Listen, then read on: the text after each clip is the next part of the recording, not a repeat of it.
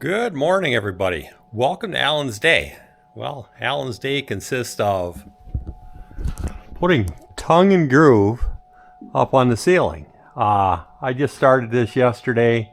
The big thing is when you start that first row, make sure that I took the laser level and I put that first row in there to make sure that it was straight.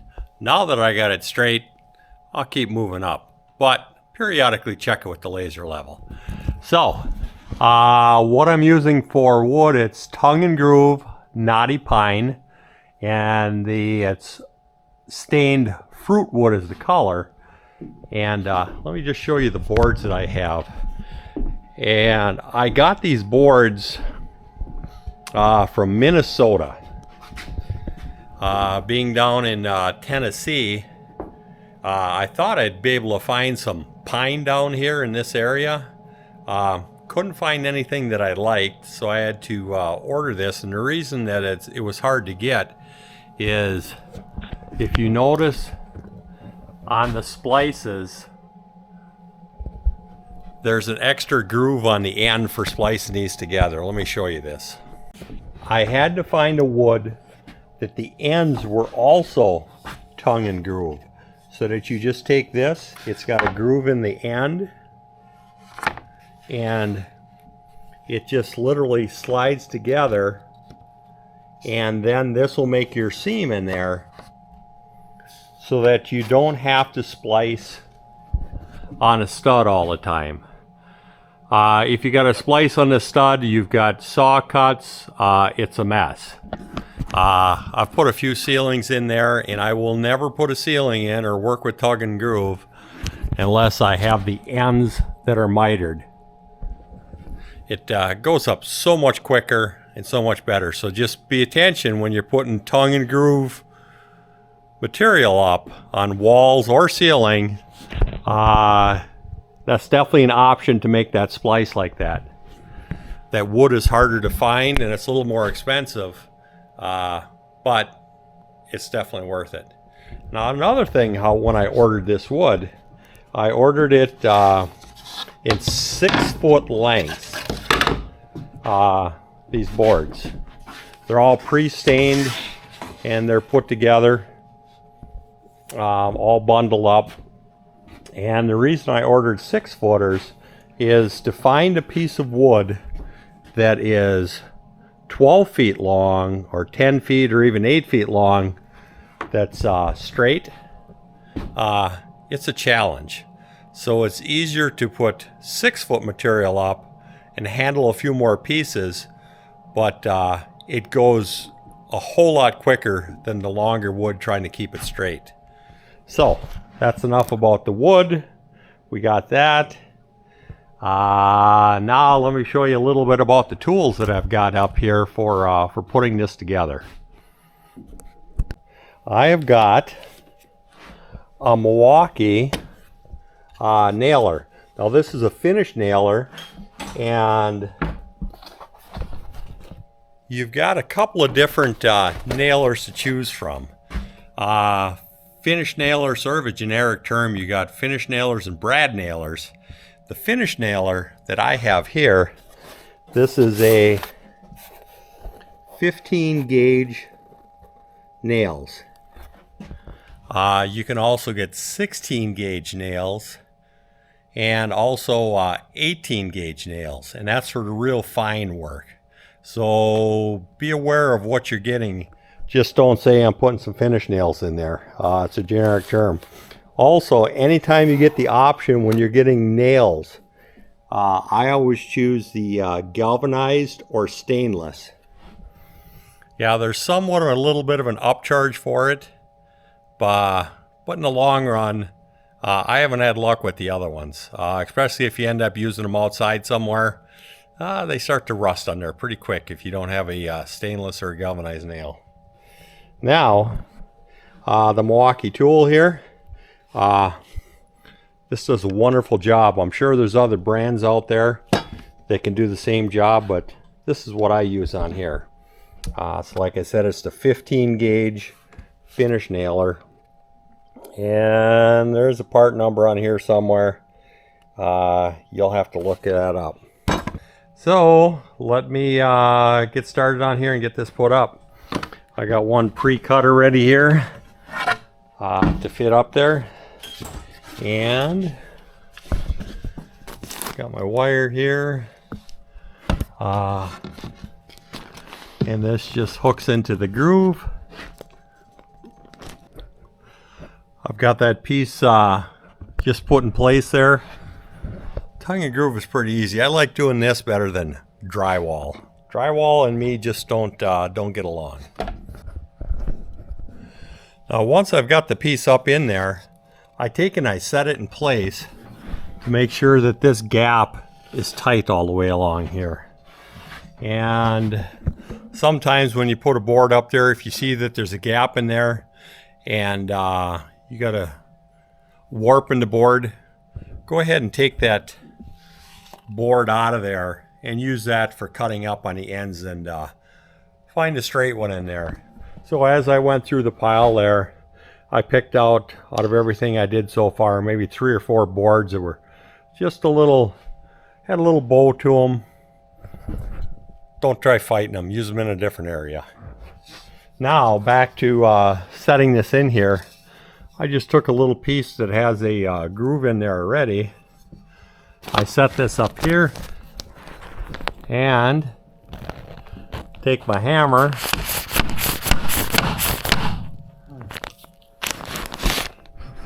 give it a smack to set it, and then just go back and check your gap, and if you're good with it, nail her down. And the nails I'm using here are 1.5 inches long, and I only put the nails. This is the rafter right here, the ceiling. Put it up into here, start it up a little high, and I put 2 of them in there. You're not going to be able to see them because you can see a little bit right there of them.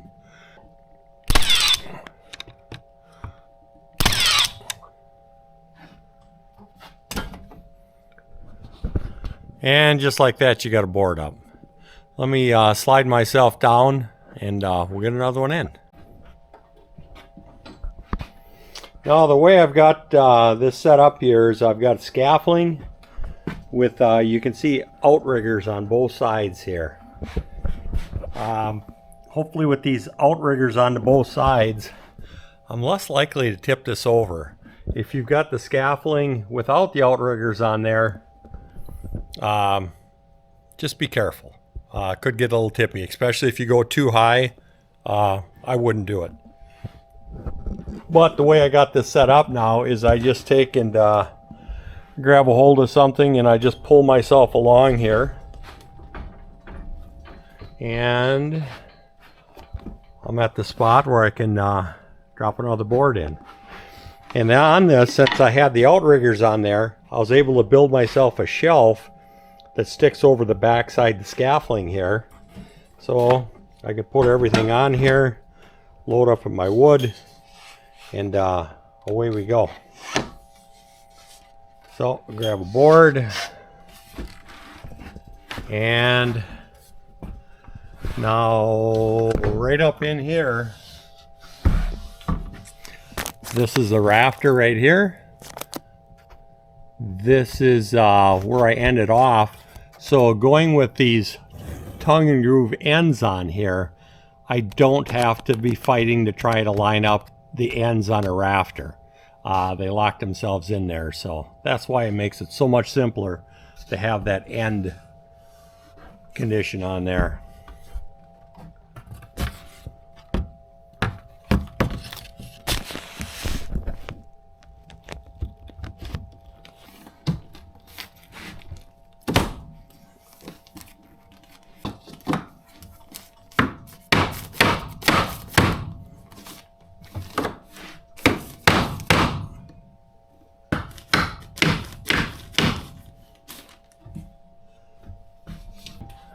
Run my nails in there.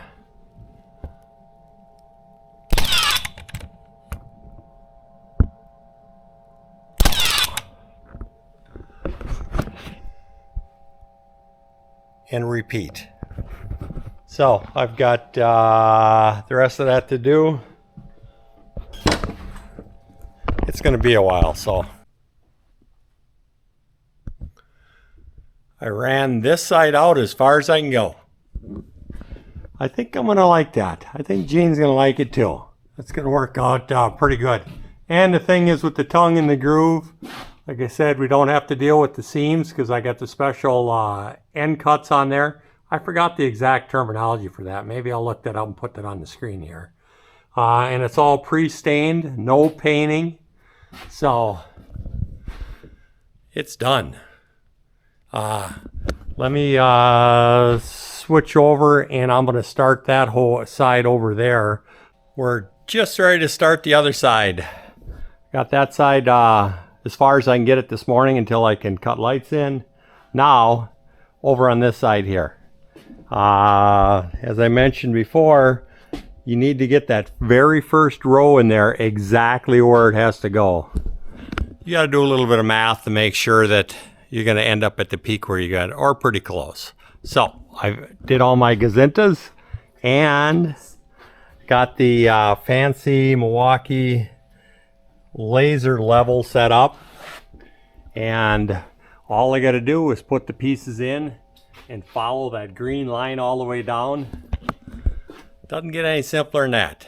Oh, it's nice having the right tools for the job here. So let me get this side wrapped up.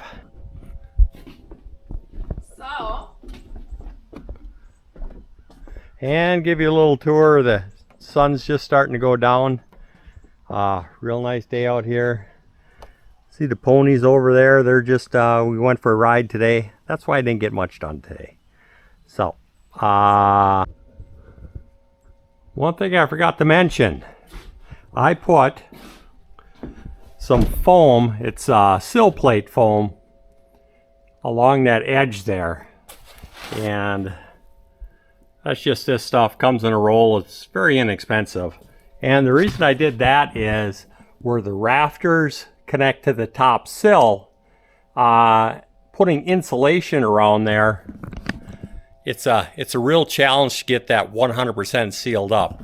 So what that foam is, it's just a little extra something on there. So if there gets a breeze or something coming through where I miss the insulation, it's going to stop and hit that. And hopefully we won't build up any condensation and moisture on those boards there. Because moisture trapped in the walls is mold. So, a little cheap insurance. That's what, if you want to know what that pink strip was up there. Continued to make progress on the tongue and groove. Oh, good morning. Another day here, starting on the Tennessee Holiday Home home build project. So I've got all this done. I ran out of wood. Come along with as we get another bundle up here. That's why I took the rail off here, so I can get the tractor up here and get some wood. Got it all stacked in the garage here.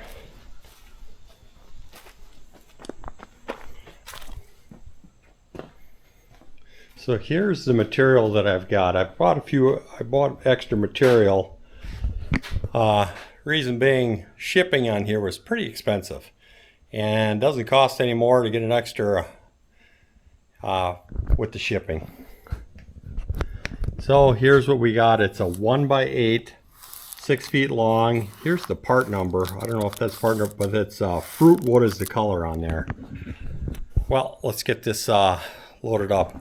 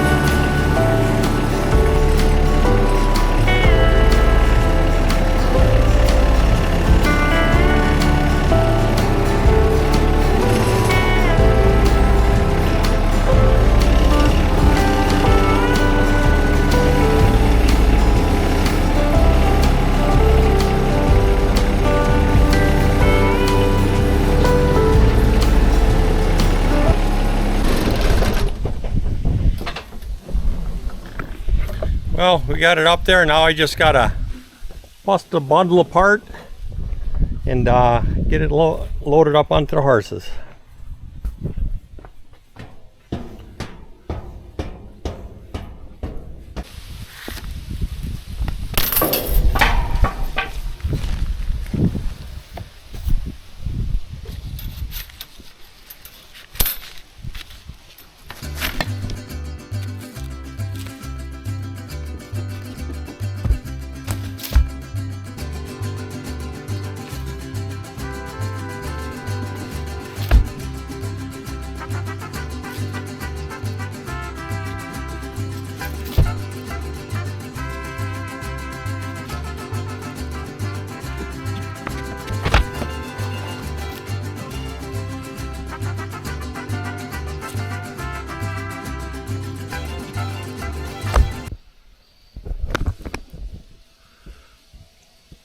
Making progress on the house. As you can see, I've got the ceiling boards up in there, and just started to put the some of the light fixtures in there. Don't have them wired into the wall. All the wires for the switch are hanging there yet. Yeah, and I got a mess in here. Looks like I'll be doing some cleanup. Well, let's get the lights prepped, and I'll show you what I'm putting in here for lights. Oh, they're back here. These are the lights I picked out. Got them off of Amazon. They come in 12 packs. They're the 6-inch light, and the reason I went with the 6-inch light is because for ceilings that are over 10 feet, they recommend the 6-inch. You can go with the 4-inch on a standard 7-foot ceiling. So that's why I opted for the 6-inch light, because you can see we're over 10 feet up there. These are dimmable, and that'll change the colors in there a little bit yet. So let me start prepping these. The more prep that you can do on the ground, the safer it is compared to trying to do all the work up on the ladder. So, unboxing. I got a little template here. They recommend a 6 1/8 inch hole to put in there. I ended up making a 6-inch hole because that's the only hole saw that I had. And so this is 12 lights in here. It's got this part here, the electrical connection, and a light. Let me show you what I do to prep these. So to prep them, it's simply you open the cover up, take the wires out, pull those off to the side, and get a Romex clamp. That's this little doohickey right here. Or they got some other ones that'll fit in here. You take the knockout, you push that out, and you take the Romex clamp, take the nut off of there, put this together, screw this in there. Now when you put these clamps on, get them all the same direction if you're doing a bunch of these lights. That way when you get up there, you're doing all the same. So that's all you got to do to prep this. And then this, the light, you can see there's little flippers on here, and that holds the light in. But what you have to do to prep this is they've got this film on here. You got to take that film off.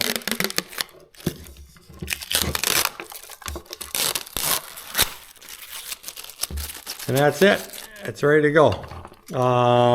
Let me get 7 more of these lights prepped, and I'll show you how I put these things up. Lights are all prepped. Now I just got to find somebody to get up there and put these last 8 lights up there. I think I found it. It's me. So let me get up there and start putting more lights up.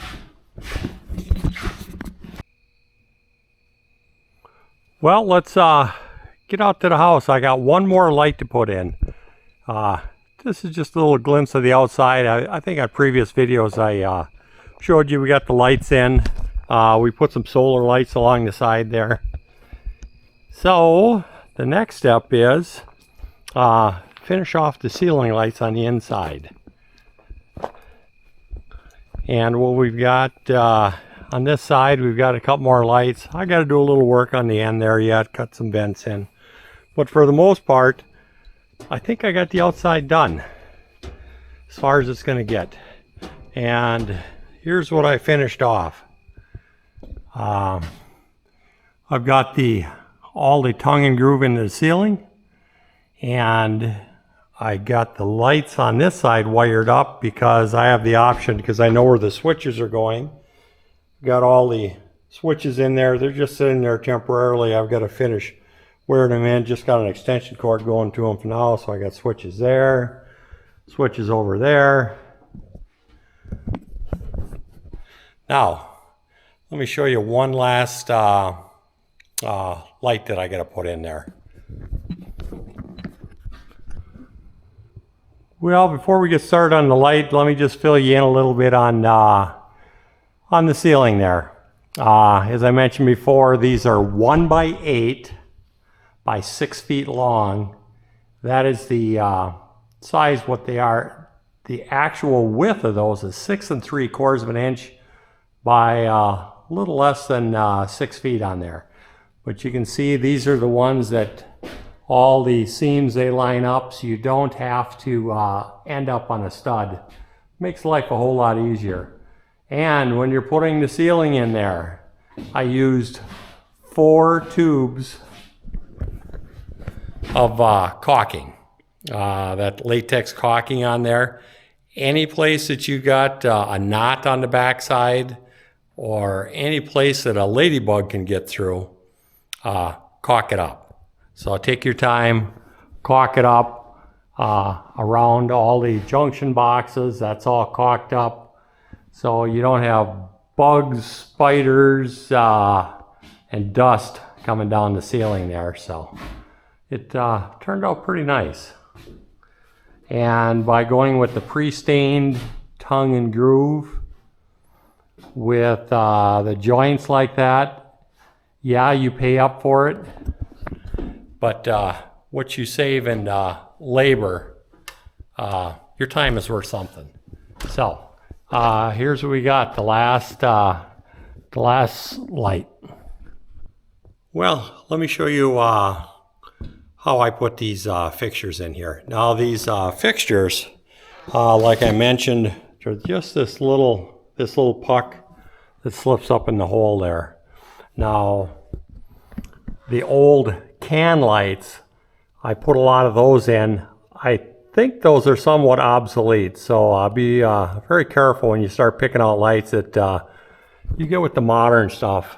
And I don't know if there's a purpose or a use yet for the can lights or not, but they're just such a pain. Those are those big steel fixtures that fit up on the inside there. Now, it recommends to have a 6 1/8 inch hole here. I only had a 6-inch hole saw, which it worked fine and they fit snug. But then you got to go back with the Sawzall, a little jigsaw, and you got to just trim out just about an 1/8 inch on each end there, so that spring pops up in there. Well, let's start wiring. Start by cutting the wire. Leave yourself plenty of wire. You can push all the rest up there. Cut the wire off. Save that, you'll find a use for it somewhere. Strip it. There's this handy little tool right here, and on the inside there, on the inside of here, there's a little knife on there. You take that and you hook that right in the end here, and you just slide it up about that far, and that takes and puts a slit in there so that you can then peel this back and cut that off. Once you got it peeled back, I got some wire strippers right here, and you just put the strippers on there and line it up in the correct groove. And it'll strip the wire for you. The next step is put the box on there. Previously you saw us put the end in there and pull the wires out. Now let's get this set up in there.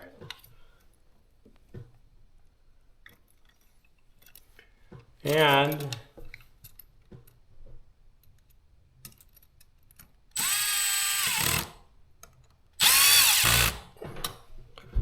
snug up the Romex clamps. Highly recommend any electrical work you're doing, get yourself a small driver.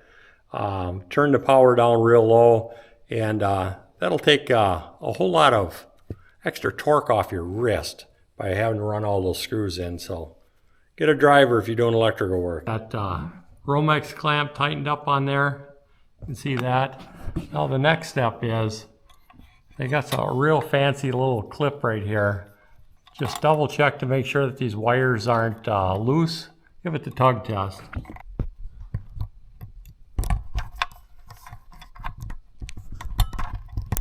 And this wire just pushes up inside of here. I'm going to need 2 hands to get that set in there. Let me get get all the wires hooked up, black to black. Wires are all hooked up.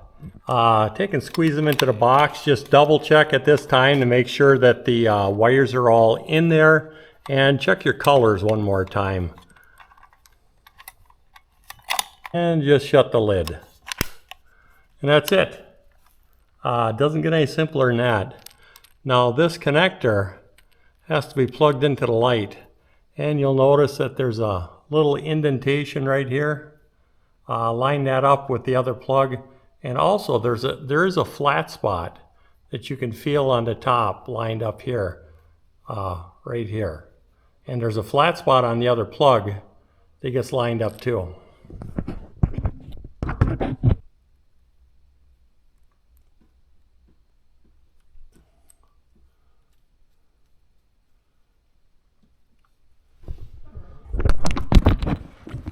There we go, that's what it looks like. So the next step is you just take this box right here and you just slide it up into here. And you'll take the wires, put them up in there, take this, lock this tab over here, and you've got a light in there. Pretty simple, pretty straightforward. So, well, that's it for putting the lights in the tongue and the groove on the ceiling here.